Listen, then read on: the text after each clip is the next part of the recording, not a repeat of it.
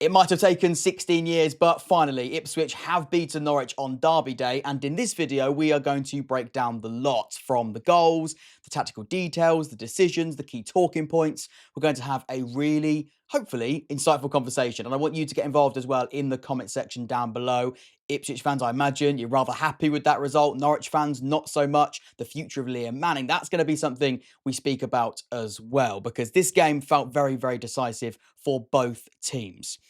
Key talking points off the bat, things we're going to go into a lot of detail on. Jayden Philogene, what a player he looks like, and his impact so far this season in the Championship after a tough start to life at Ipswich. He seems to have come to life, and in this game, he was very, very significant. The dominance of Ipswich in the second half, I think, was really, really fascinating. Perhaps Norwich have some serious question marks about how the way they approach the second 45, but again, we'll come on to that as well. Kieran McKenna's brilliant use of his squad. Those substitutions on around the 70th minute changed the game. Maybe not the substitutions in terms of personnel that we expected from a manager that had his side winning in the game on Derby Day.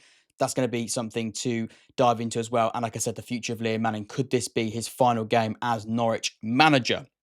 So much more. And also, when I know I'm going to analyse a game, I try and jot down some key questions, and that really helps me contextualise the match and understand it from the moment it kicks off to the moment it ends. I think it really gives me a strong understanding of how each game could pan out, and then maybe compare that to how it actually does pan out. And the first question I asked myself before the match was, who will be the deciders? If there's a winner in the game, who will decide the game?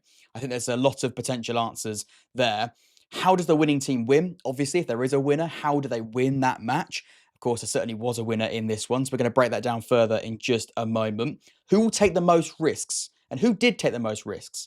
I think people automatically go to Ipswich. I think overall they certainly did. But in the first half, I think there were some quite risk-taking decisions from a Norwich perspective as well. And actually, did they take full advantage of those? I mean, evidently, when you look at the scoreline, that does become pretty obvious. But in these derby games where they are quite tight and are quite cagey, who takes the most risks? Who decides the match? Who isn't scared to win the game? We'll touch on that as well. And of course, I wanted to ask myself before the match, what does a Liam Manning side look like?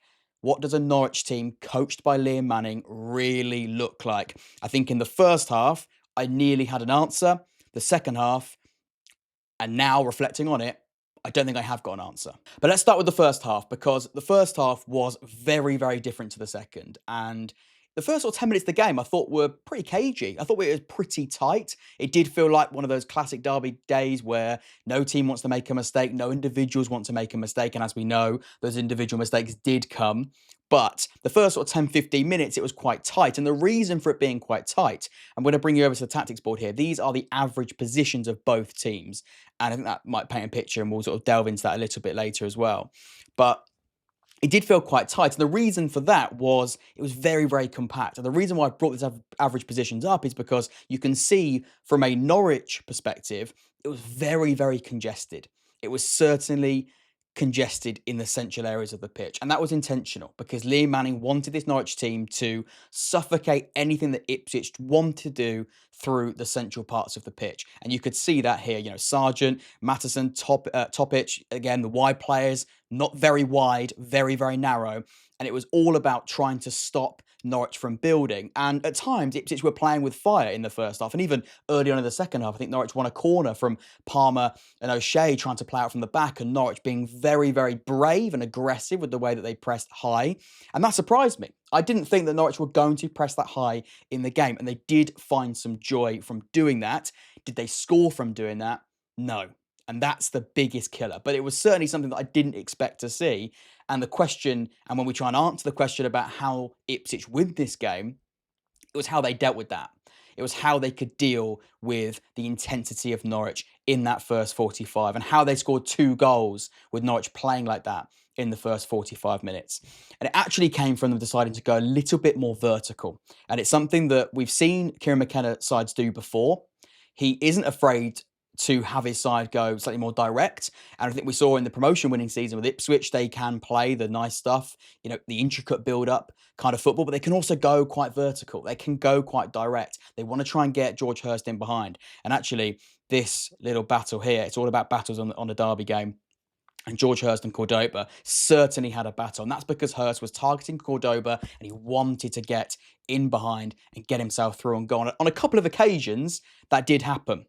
George Hurst, I thought, could have been more clinical when he did have those opportunities, but it was clear that that ball needed and wanted to be turned pretty quickly from backwards, vertically, over the top. And that was how Ipswich were able to beat the press. But if we speak about the first goal and the way that it comes about, so we'll talk about the corner separately, but the way that it began, Norwich, again, congested in central areas, didn't want Ipswich to play through the middle, didn't want the two central midfielders to get hold of the ball and then spread it into the wide players. That was a no-go.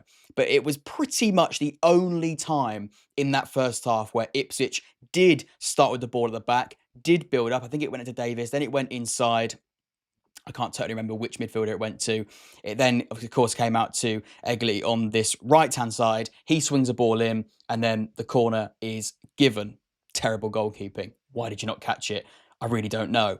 But it does come from that build-up, and it comes from that ability to play through the thirds, and they did beat the press. And that didn't happen very often in the first half. The second half, it happened time and time again. But when the game was congested and when Norwich's game plan was evidently keep the game compact, try and snatch the ball off Ipswich and sort of play forwards quickly, that was the game plan. But this was the first time that Ipswich were able to beat the press, were able to do it with pace, and that's something that Ipswich really want to do, play with pace, play with purpose. They got the ball through the thirds, found the wide player who swings the ball into the box, and again, slightly fortunate from an Ipswich perspective that the Norwich goalkeeper had zero authority during the game. He flaps at it, tries to punch it, misses it, goes out for a corner, and of course, then Ipswich do convert from that corner ball. But I think that's quite interesting because it was clear that Norwich were taking that brave approach. They were looking to try and stop and suffocate anything that Ipswich wanted to create through the middle of the pitch. But the only time that in the game from the back through the thirds that it happened in that first half was the goal. I think that's really, really interesting. And that potentially, I think from a psychological perspective, if we're looking at it from that Norwich point of view, was a bit of a blow because that was clearly what they wanted to do. And as the game opened up, as the game became stretched, especially after the break, that sort of went against everything that they'd worked on. Because from the start, it was very, very clear, if we sort of quickly unhighlight these players here, it was very, very clear that they wanted to go very, very tight. They wanted to aggressively press Ipswich, try and snatch the ball off of one of Matuswa or Kajeste, wanted to win the ball back from the essential areas of the pitch and then try and pounce. And they almost gave Ipswich too much time in a positive way for Norwich, in the sense that they thought that if they sort of have the ball here and don't have those passing options and are forced to make a decision, they can force the error. And again, they found some joy, but couldn't pounce on that and couldn't capitalise on that, should I say. And like I said, the first time that sort of went against them, the corner comes and then the goal, of course, is converted then as well. Now, I think it's really important I mention this now because when I speak about the goal, and we're going to take some screenshots from that second goal and the beautiful goal that Jayden Philogene scores, I want to speak about Vola Egley really, really quickly because I did a video on Vola Egley when he signed and I spoke about his ability and his desire to drive into central spaces, to drive into zone 14. He actually spent a bit more of the game close to the touchline in this one. And I thought that doesn't really suit him. That isn't something that I think totally gets the best out of him because he wants to find those central areas of the pitch and create. And he still managed to create from the touchline. And people might not speak about him because the other winger, Jayden Philogene, who we're just about to speak about and dissect his importance and his brilliance for that second goal. We'll touch on him in just a second. But I think Vola Egley won't get the credit. Did he impact the game loads and loads? Perhaps not. Was he the man of the match? Perhaps not. But the way that he still managed to impact the game pretty tight, actually, to the sideline was really, really interesting. And the way that he did that was he's got a beautiful pass on him and he's got really good football intelligence as well. And he can ping that ball. He can fire that ball in behind. And when Ipswich wanted to miss that Norwich midfield block and when they wanted to miss that congested space in the centre of the pitch, by firing it to Egley and his ability to turn them around quickly, I think was really, really effective. And on a couple of occasions he did that. I think he got George Hurst in behind on one occasion. And like I said before the game, when I didn't sort of see him sort of driving into that number 10 position, I was a bit not concerned, but I was thinking this isn't totally what I expected. But his impact from that wider position, I thought was just as effective. I thought he had a really, really effective game. I think he's going to be more than just someone who can create with the ball at his feet, driving at players. I think his ability to pass the ball and create those openings from that wider position, I think it's going to be really, really good. He's got a fantastic, exquisite eye, and that came to fruition in the game. I thought he might go under the radar, but certainly something to mention, and it definitely helped disorganise that Norwich back line when he could play those passes. Now, let's speak about Jayden Philogene, because you can see on the screen now, this is just a few seconds before he unleashes a beautiful goal, a wonderful goal. And again, the ball is in the centre of the pitch. Now, McLean, who is on the ball here, or sort of on the ball, he's trying to head the ball back to Maatsen. It's a weird one because he doesn't know whether to use his feet, use his head. He's had to bend down awkwardly and try and play that pass into the centre of the pitch. And of course, Maatsen makes a mistake. It goes through him. And then what I love about Philogene, and the opposite to Vola Egley when we spoke about central positions, it was actually Philogene in this moment that came into the central position of the pitch, showed that intention to make something happen. He pounces on that mistake, wins the ball back fantastically well. Does a little bit of what Norwich are trying to do as well, pounce on those mistakes. And Philogene shows that intelligence, his desire to do that. He wins that ball back. Beautiful turn, great skill to spin the player. And then, of course, it's then him on his own. He can drive and he can strike the ball. And that part, that ball and that goal is just beautiful. Now, question marks over the goalkeeping again, of course, but it's harsh to not to not give the credit to Jayden Philogene solely, because it's a beautiful strike and it comes from his intelligence to pick the ball up, pounce in the central area of the pitch, win the ball back, spin, and then unleash. And that was really, really effective. And when we speak about game state and it being the 43rd minute of the game, it absolutely stung Norwich, and it made such an impact on the way that they came out in the second half. So let's start talking about the second half, because I think it was very, very different, extremely different. And the game plan, like I said, we spoke about the game plan enough, so I'm not going to repeat myself, but it was very, very clear that Norwich wanted to aggressively press, snatch the ball off Ipswich, force an error, and then try and sort of score and create openings from that method. And, they found some joy in doing that, but obviously goals is what decides games, and they didn't score from that. The second half, when they were trailing, I think it just did not work and they couldn't do it. And as the game went on, as they were searching for that goal, the game became more and more stretched. And that only suited one team, of course, it being Ipswich. And a reason why I spoke about it when we were dissecting that first half, with the idea that pace is so important, space is so important. Ipswich love those things. They love exploiting both of those aspects of a game of football. And as the second half went on, Norwich were trailing and they couldn't use that congested, tight, compact transitional method. That only suited Ipswich because they had more space, the game became stretched, and they could totally open this game up. And then it forced Norwich to almost then go, right, that isn't going to work. We now need to create something through another way. We need to create a good opportunity by doing something else, because we might have a little bit more of the ball, because Ipswich might then decide to play on the break a little bit more. I don't think we totally saw that, but I think we did see the game open up, and Norwich did have a couple of opportunities to come forward. And when they did, their creation was borderline pathetic. It was so bad. You didn't believe they were going to score. You didn't believe they were going to sort of create that good opportunity. And Josh Sargent, we know his impact, as a Norwich player. I think he only had about 3-4 touches in Ipswich's box, and that is just not acceptable. I think the open play XG that they created was 0.3 something, so very, very low. 0 big chances, very, very little creation. Because once that sort of first half approach died away, when they were trailing and the game was dragging on, and they knew they needed to score, they then had to sort of find a plan B. I don't think they had a plan B. They sort of hoped the game would open up in their favour and they could create more, but they didn't. And that's totally why Ipswich then, on the counter-attack a couple of times, and even with some good build-up as they had that freedom and space to do so, totally killed this game off. Now, I think this goal here was a really, really good example of exactly that. And it showed Norwich making Some poor decisions, some really poor decisions, and that was probably because they were desperate and they were searching. And this is the third goal. You can see the start of the third goal here. Matuswa in possession. Nunes has come on. I thought Nunes, by the way, Norwich fans, close your ears. You saw the game, so I don't think it's any surprise. I thought he was really, really good. I thought the way that he came in, settled things down, sort of such a composure, and sort of gave the game just that ability to breathe a little bit, but still have that, threatening ability in the final third. But it certainly settled things down, and it totally gave that control to Ipswich. So you can see here Matuswa has won the ball back. This is Harry Darling, by the way, the Norwich centre-back, who's gone on what started as a pretty good run. We'll highlight both of them. Why not?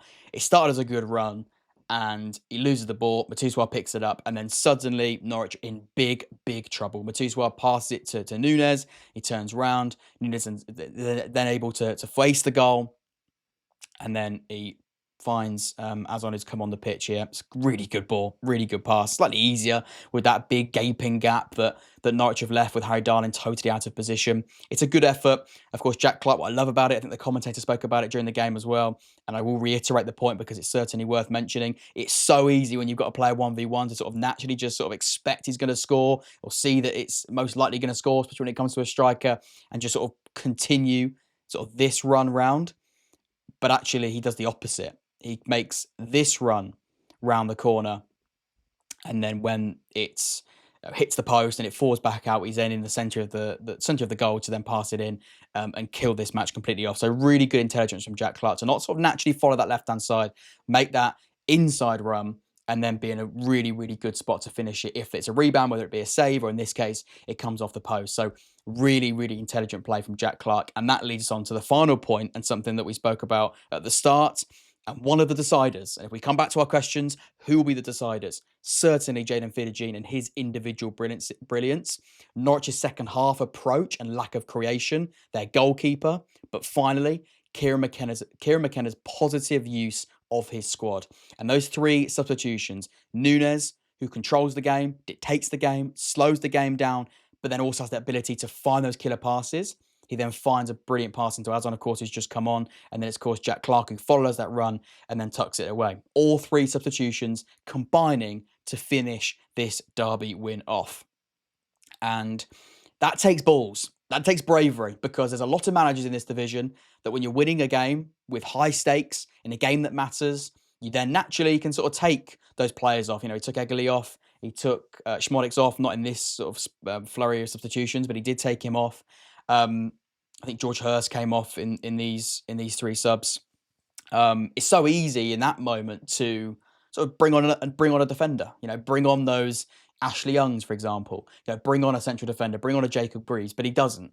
He decides to make those positive substitutions, brings his attackers on, understand that the game is stretched, it is open because Norwich are searching, Norwich are hunting, they've changed their approach, it's not working, they're going to have space. And they found that space, and they took a really brave decision, and it paid off amazingly. So well done from an Ipswich perspective. As for Norwich and the future of Liam Manning, that second half was really, really bad. The first half, I didn't mind it. I didn't mind the first half. I thought they looked pretty organised, certainly had a way of trying to score, certainly had that threat by snatching possession and then playing forwards, almost in transition. Second half, when they trailed and the game went on and on and on, they looked very, very short of ideas. And when you're sort of trying to judge a manager and judge a manager's future, it's those second half performances that leave an ownership and leave those sort of hierarchy decision makers to make a big call. And that second half was bad. And you have to then ask yourself that same question again, like we did at the start. What is a Norwich team coached by Liam Manning really looking like? And right now, based purely on that second half performance, and that's going to be what decides him, because they lost the game and they did not create a lot. And it was the half in which Ipswich did kill this match off. If you look at that in isolation, it's going to be something that I don't think many can answer. Anyway, let me know in the comment section down below. Hopefully you enjoyed this breakdown, touched on the goals, touched on those key moments, touched on those deciders, and of course, Liam Manning's future as Norwich manager as well. 16-year wait, but finally Ipswich do beat Norwich in the East Anglian Derby. Let me know in the comment section down below. Leave a like and subscribe as well for these sort of live breakdown videos as soon as the game finishes. And I'll see you very, very soon. Take care.